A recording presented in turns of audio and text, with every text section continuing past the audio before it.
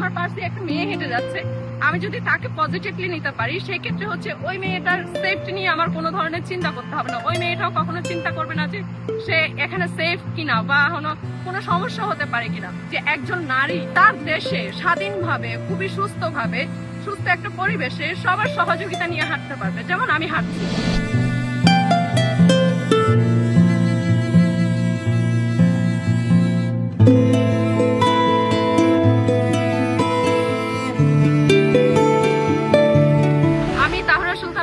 পড়াশোনা করেছি চট্টগ্রাম সরকারি মহিলা কলেজ থেকে, আমি অনার্স শেষ করেছি।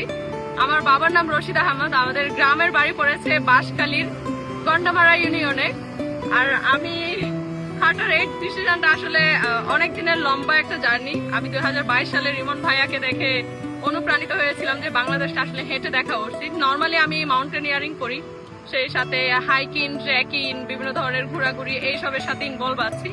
এক কথায় বলতে গেলে ক্লাইম্বিং, মাউন্টেনিয়ারিং এই ধরনের জিনিসগুলো আমার খুবই ভালো লাগে। এক্সট্রিম এক্সপোজ যেটা বলে ওটাকে আমি খুবই পছন্দ করি, ওইগুলো নিয়েই থাকতে চাই।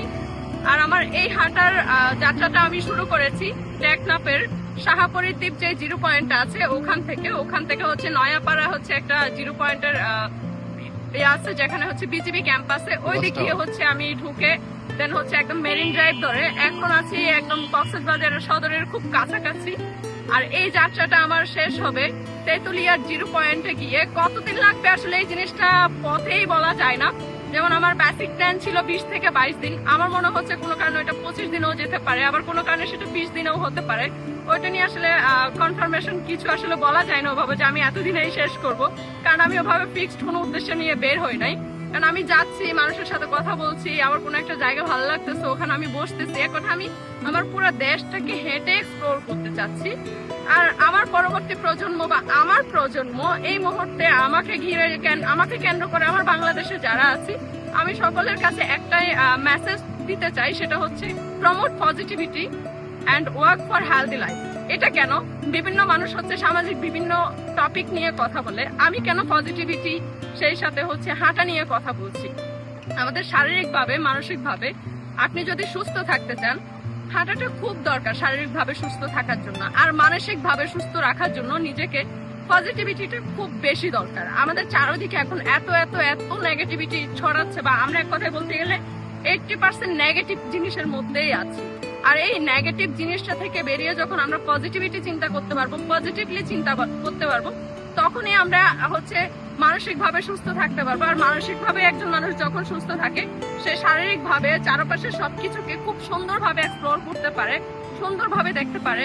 একজন মানুষ হিসেবে আমি মনে করি মানুষের সবচেয়ে বেশি দরকার হচ্ছে পজিটিভ চিন্তা ভাবনা। আমার পাশে একটা মেয়ে হেঁটে যাচ্ছে, আমি যদি তাকে পজিটিভলি নিতে পারি, সেই ক্ষেত্রে হচ্ছে ওই মেয়েটার সেফটি নিয়ে আমার কোনো ধরনের চিন্তা করতে হবে না। ওই মেয়েটাও কখনো চিন্তা করবে না যে সে এখানে সেফ কিনা বা কোনো সমস্যা হতে পারে কিনা।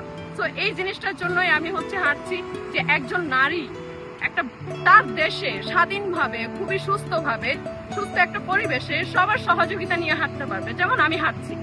এর আগে একজন আপু হেঁটেছিলেন তার হাজবেন্ডের সাথে। আমি বলতে গেলে আমার এই হাঁটাটা ফুললি সলো হচ্ছে, আমি ডিসিশন নিয়েছি আমি একাই হাঁটবো।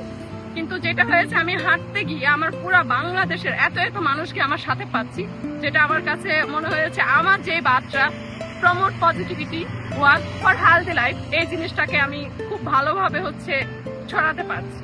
সো আশা করি আপনারাও হচ্ছে পজিটিভ চিন্তা ভাবনা, সেই সাথে হাঁটবেন, শরীরকে সুস্থ রাখবেন, মনকে সুস্থ রাখবেন, আশেপাশের পরিবেশ সবাইকে সুস্থ রাখবেন। সো এই ছিল আমার যাত্রার মূল উদ্দেশ্য।